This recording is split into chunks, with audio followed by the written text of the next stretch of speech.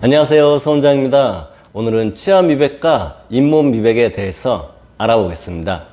네, 먼저 치아 미백에 대해서 알아볼 건데요. 치아 미백은 전문가 미백, 그리고 자가 미백, 그리고 시중 약국에서나 이제 인터넷에서 구매할 수 있는 약품 이용한 미백, 이렇게 나눠볼 수 있는데 오늘은 전문가 미백에 대해서만 알아볼게요.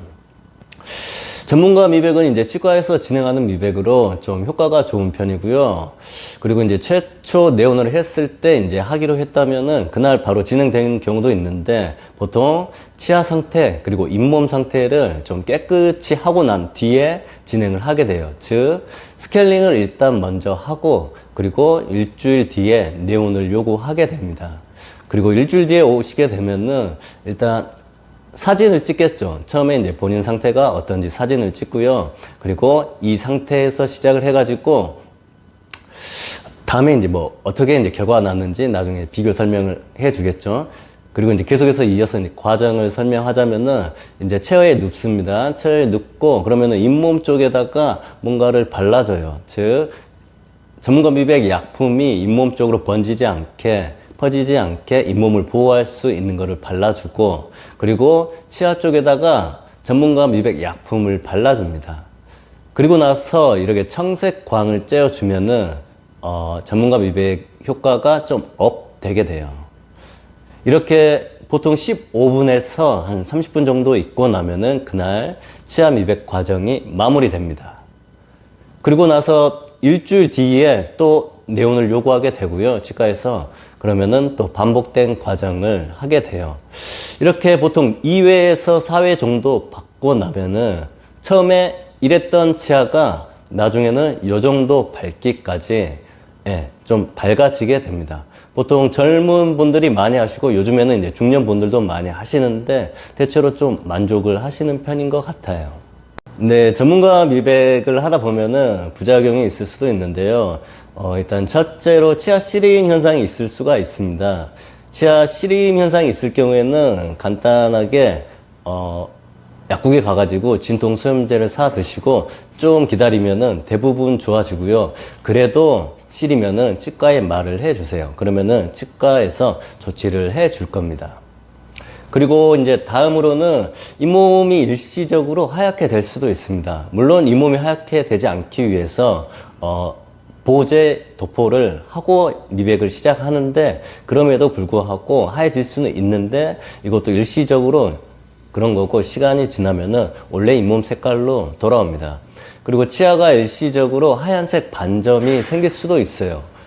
근데 이것도 마찬가지로 일시적으로 이제 전반적으로 하얘지면서 없어집니다. 근데 최초 시작 전부터 하얀 반점이 있었다면은 이 하얀 반점은 미백 이후에 조금 더 도드라지게 보일 수 있으니 이건 알아두시고요. 그리고 치료 전에 앞니에 떼운 흔적, 예전에 레진으로 떼운 흔적이 있다면은 이 레진 같은 경우는 치아 미백으로 좀 밝아지진 않아요. 그래서 미백 전후에 치아색은 변하는데 레진색은 그대로 있어버리면은 이 또한 많이 튈 수가 있습니다. 그래서 미백을 하고 나서 레진을 다시 떼어준다든지 밝은색 레진색으로요. 요거는 좀 알아두시는 게 좋을 것 같네요. 다음으로 미백 후 그 효과가 유지되는 기간은 보통 2, 3년 보고 있는데요. 근데 이거는 사람마다 좀 많이 다른 것 같습니다. 관리가 잘 되면은 그 이상 그렇게 밝은 상태로 잘 유지가 되고, 관리가 안 되면은 그 전이라도 좀 전처럼 좀 노랗게 돌아올 수도 있는 것 같아요. 특히 홍차나 커피, 초콜릿, 이런 색소가 들어있는 카레, 이런 음식들을 드시고 난 다음에는 바로바로 그쪽에 양치를 잘 해 주시는 게 그렇게 미백을 하고 밝은 치아색을 오랫동안 유지할 수 있을 것 같아요. 네, 다음으로 잇몸 미백이란 잇몸이 멜라닌 색소 때문에 요렇게 이제 보이는 경우가 있는데요. 약간 검게 보이는 경우입니다. 검거나 갈색으로 보이게 되면은 이 멜라닌 색소를 제거해 줘 가지고요, 잇몸 색이 원래 색인 예쁜 선홍빛으로 이렇게 되돌려주는 과정을 잇몸 미백이라고 합니다. 네, 잇몸 미백은 과정을 레이저로 하는 경우도 있고요. 보비라고 하는 전기 수작기를 통해서 하는 경우도 있고, 아니면은 치아에서 윙 울리는 그 다이아몬드 벌을 통해서 하는 경우도 있습니다. 어찌됐건 이제 선천적으로 혹은 후천적 이제 흡연 등에 의해서 이제 생긴 멜라닌 색소를 이렇게 여러 가지 방법 중 한 가지로 이제 뭐 혹은 뭐 두어 가지로 이제 동시에 해가지고 제거를 해 주는 거를 미백이라고 하는데, 이렇게 되면은 이제 회복은 만약에 당일 수술을 하면은 그날 당일은 마취가 풀리면은 많이 쓸릴 수가 있어요. 그래가지고 자극적인 음식 이런 걸 드시면 안 되고요. 그리고 일반적으로 치과에서 약을 처방을 해 주는데 그 약을 드시면은 뭐 보통 뭐 다음 날부터 이제 뭐 괜찮아졌다는 분들도 많이 계세요. 근데 일주일 동안은 그쪽에 잇몸이 새살이 돋아나는 동안은 약간 닿으면은 쓰릴 수 있다. 쓸리면은 약간 좀 불편할 수 있다는 거는 알고 계셔야 돼요. 네, 다음으로는 이제 실제 치료한 환자분 통해서 잇몸 미백의 전후의 이제 과정을 좀 알아볼게요. 이제 전의 사진을 보시면은 이런 상태였다가 2주 정도 지나니까 이렇게 이제 좀 바뀌었어요. 거의 회복이 된 거를 확인할 수 있고요. 이제 동일하신 분 이제 아래쪽을 보시면은 당일에는 이랬다가 2주 뒤에 사진이었고 이제 4주 뒤에 이제 찍었더니 이제 거의 완벽하게 회복이 되었네요. 네, 다른 분 한번 보시면은 이제 수술 전에는 이 상태였다가 1주 뒤에는 어느 정도 이제 좀 회복이 되어 가는 중이네요.